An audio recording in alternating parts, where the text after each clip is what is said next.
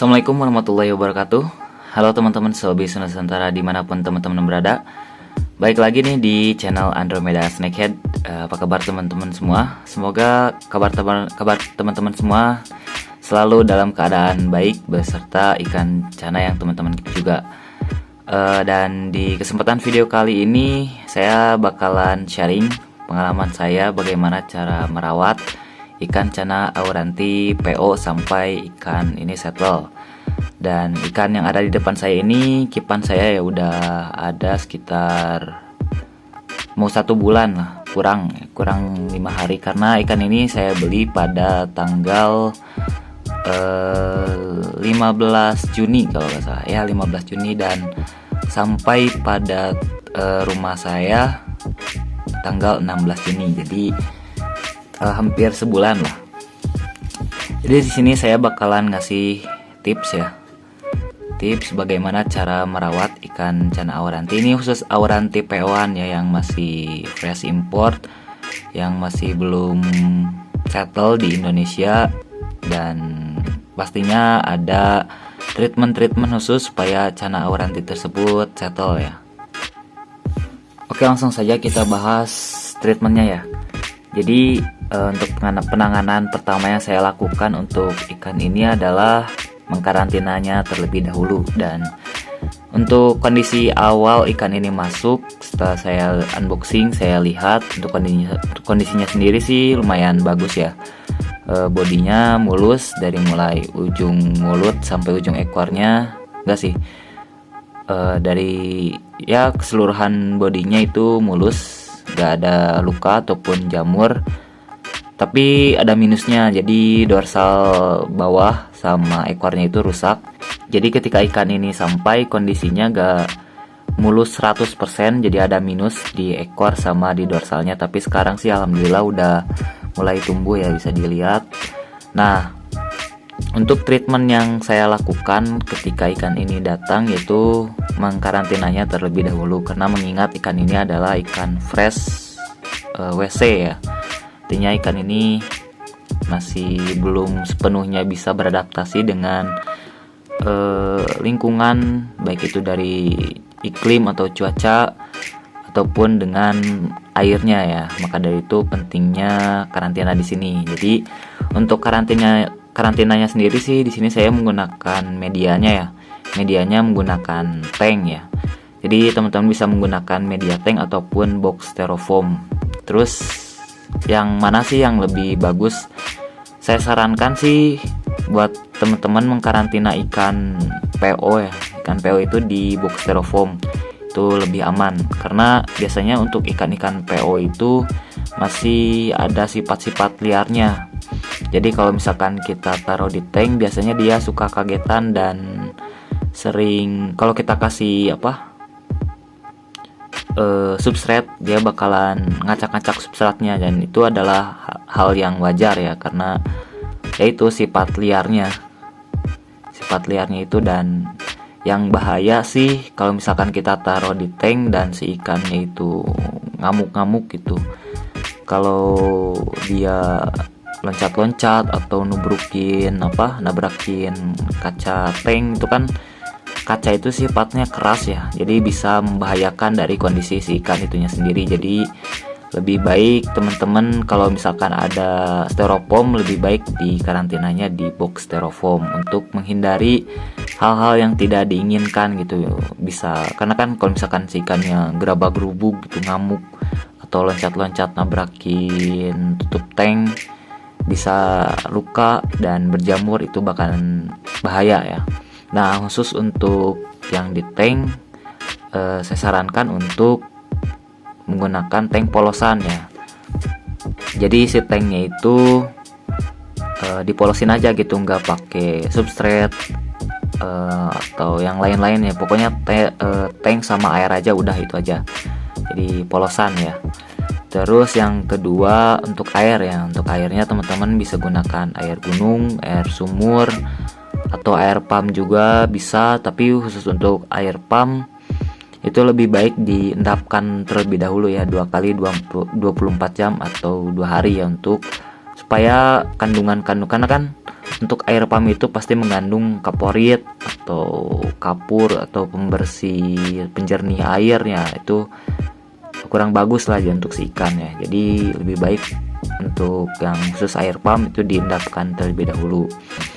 Terus untuk air jangan kasih terlalu tinggi ya, sekitar seginilah atau 2 kali dari besarnya si ikan. Misalkan kita setting di 10-15 cm untuk ketinggian airnya, supaya memudahkan si ikan mengambil nafas dan juga supaya si ikan itu lebih cepat untuk beradaptasi gitu. Terus untuk airnya itu dikasih obat. Untuk obatnya sih teman-teman bebas ya, bisa menggunakan obat apa aja.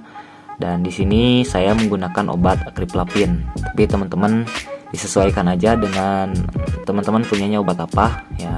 Yang penting dikasih obat gitu untuk lebih mensterilkan si air dan juga untuk membantu mempercepat recovery dari si ikan itu sendiri. Terus opsional jika teman-teman punya garam ikan ataupun ekstrakan daun ketapang atau daun ketapang keringnya itu bisa ditambahkan ya, lebih bagus juga supaya lebih mempercepat ya proses karantina si ikan itu sendiri. Nah, terus untuk berapa lama saya mengkarantina ikan ini? Saya karantina ikan ini kurang lebih 5 hari ya. 5 hari saya karantina ya. Ikan ini di tank berukuran 60 x 30 x 40 cm dengan ketinggian air 15 cm, dan saya hanya menggunakan obat akriplavin saja. Saya karantina selama 4 hari. Dan di hari pertama ikan ini saya puasakan dan juga tidak saya kasih lampu, tujuannya supaya si ikan tidak stres dan juga supaya si ikan beradaptasi dulu dengan lingkungan barunya, seperti itu teman-teman. Lalu di hari kedua ikan ini saya baru kasih makan, dan selama proses karantina untuk pakannya di sini saya menggunakan full cacing ya. Jadi ikannya saya push menggunakan cacing karena cacing itu sangat bagus ya buat ikan cana auranti.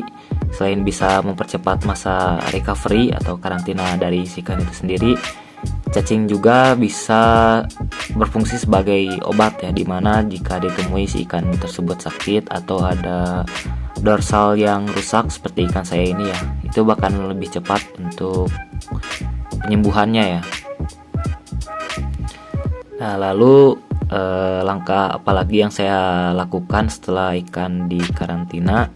Jadi lihat sikon ya. Jadi lihat sikon si ikannya itu, apakah ikan sudah siap kita masukkan ke dalam tank utama atau belum. Kalau misalkan si ikannya masih belum terlihat aktif atau belum terlihat sehat, mendingan di karantina terus supaya si ikan tersebut siap ya kita masukin ke dalam tank utamanya gitu teman-teman. Setelah 5 hari proses karantina berlangsung dan saya rasa untuk ikannya sendiri sudah mulai sehat dan ikannya juga udah mulai aktif. Tapi untuk perkembangannya ya, terutama dari mental, ikan ini masih dibilang masih jelek lah gitu, belum naik mentalnya. Ikannya masih suka mojok, terus ketika saya kasih goda pakai makanan pun masih belum ada respon lah gitu. Ketika saya kasih tangan kayak gini pun ya, sebenarnya ini juga untuk mentalnya sih belum begitu naik ya, belum gitu bagus. Tapi waktu saya karantina itu mentalnya belum kayak gini. Waktu saya kasih tangan kayak gini pun ikannya masih belum mau ngerespon sama sekali gitu, bahkan masih sering kagetan dan takutan. Mungkin karena disebabkan oleh ukuran tanknya yang kebesaran ya, karena saya menggunakan tank berukuran 60 kali 30. Mungkin itu kebesaran untuk ukuran ikan yang masih 11 cm ya.